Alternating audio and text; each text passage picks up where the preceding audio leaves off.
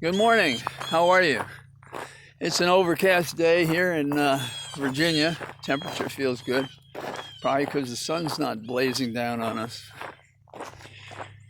I think I've reached a point where I'm ready to analyze why, in the last several years, I spend more time thinking about politics as obsessive as I've always been since I was a teenager about the subject. And it's because our government seems to repeatedly, despite even when it has our best interests at heart, seems to fail somehow. And there was a review in the Washington Post today of a book Thomas Mann wrote many years ago. And I always found him somewhat inaccessible, Magic Mountain and things like that. I tried, I read it, I appreciated his construction, his thought. And I thought some of it had more to do with the fact that consumption was rampant then and they were focused on it. Magic Mountain was one of those books for which he got credit not only for the writing but for how current it was in a way. And that's what inspired him to write it. So, what is it about this essay that struck me? Well, the author was very much taken with Mann, the reviewer, if you will, and of a book he wrote, which was really about democracy. And Mann went through different phases. And in this book, he was against democracy and for authoritarian rule. So I didn't find much in that. But there was one quote he chose from Nietzsche, who himself was mishandled by Hitler, who thought his Übermensch was the master class. And I think Nietzsche was somewhat embarrassed by it, but that aside, Nietzsche has a quote that all states are badly organized when people other than statesmen must be preoccupied with politics. So many of us, probably one of the reasons, you go through this walk and talk with me is because we get out and it's pretty and it's in the country and it's an escape, especially when we were all locked down and now we're in a kind of middle zone. But the other reason is, how do we explain what's going on? And it seems to me that it's almost a breakdown. We haven't yet lost the center, to borrow from Yeats, but we're in danger. And Mann did think one thing about World War I, and that was that the fact that the Archduke was the cause of a world war. He said, in a way, maybe this will break things as they are so that we can find a better order. Well, I think we're in that place as well, not violently that way, although we had the insurrection and we're on guard against more uprisings of those who favor authoritarian rule over democratic rule. But both our houses are paralyzed. We have a threat that we're not going to be able to get an agreement on a bill for debt. We have Democrats that are making the Democrats harmless, if you will, because they can't have any effect. Biden has tried to straddle the misconduct of a former administration and give a sense of normalcy to America as it exists now. Yes, we're in a quandary.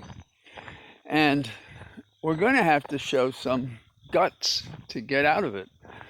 And we need some direction to do it.